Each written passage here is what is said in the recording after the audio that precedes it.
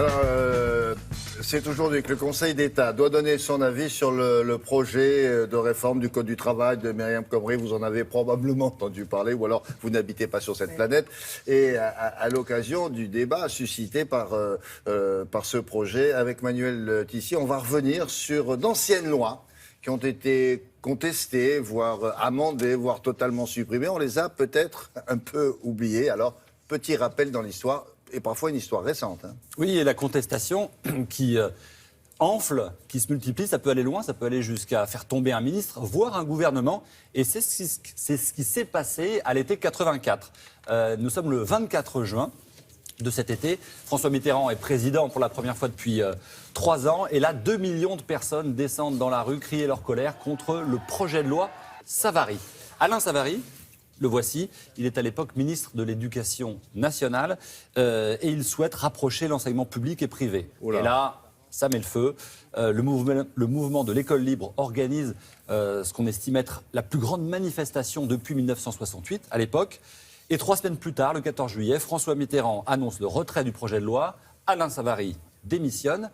Pierre Mauroy, ici également, et il est remplacé par Laurent Fabius. 2 ans plus tard, c'est un gouvernement de droite, cette fois-ci, celui de Jacques Chirac, qui va devoir reculer. Dans la rue, cette fois, 1 million de manifestants, en décembre 86, principalement des jeunes, des étudiants, qui viennent hurler leur colère pas ça, hein. contre la principalement réforme des jeunes de Vaquet. Ouais. De Vaquet. Le voici, Alain de Vaquet, il est ministre de l'Enseignement supérieur, et les rassemblements tournent à l'affrontement, ça devient très violent. Le 6 décembre, un étudiant, Malik Oussekine, meurt sous les coups de la police de ses brigades motocyclistes. 2 jours plus tard, le projet est retiré et Alain de Vaquet démissionne.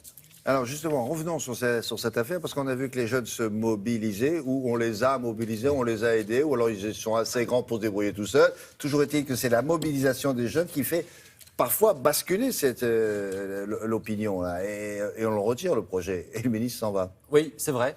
Mais parfois, ce sont aussi les salariés du service public. Et là, c'était le cas en 1995. C'est le plan Juppé de la réforme de la sécurité sociale qui attise la colère des fonctionnaires à l'époque. Entre novembre et décembre 1995, 3 semaines de grève, paralysie des transports, des manifestations monstres. Et cette fois, la loi est tout de même votée, mais la réforme épargne les régimes spéciaux de la fonction publique et renonce à augmenter l'âge de départ en retraite des fonctionnaires, ce qui fait que la loi n'est pas retirée, mais elle est vidée d'une partie de sa substance. Et plus proche de nous, alors ? Il y a l'affaire du CPE. C'était il y a pile 10 ans, c'est le 10e anniversaire. Dominique de Villepin, à l'époque, défend le contrat première embauche, contrat de travail qui s'adresse aux jeunes de moins de 26 ans.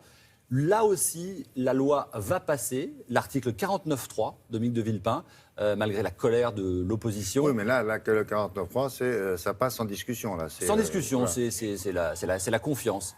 Et il y a quand même énormément de manifestations, beaucoup de jeunes qui descendent dans la rue pour demander le retrait du projet, malgré tout, malgré la loi. Et Jacques Chirac va céder en donnant raison aux manifestants et vider en fait le projet de loi sur l'égalité à l'époque de sa substance. Le CPE ne sera jamais appliqué. Voilà, quel sera le sort de la loi D'accord. Ça ne veut pas dire qu'on n'anticipe pas sur ce qui va se passer aujourd'hui. On verra bien. Il y a beaucoup de manifs prévus déjà. C'est vrai, il y en a 2, Ouais. mais elles ne sont pas les mêmes. Avec les mêmes syndicats. Donc, à suivre, en tout cas aujourd'hui, la décision du Conseil d'État. Merci beaucoup.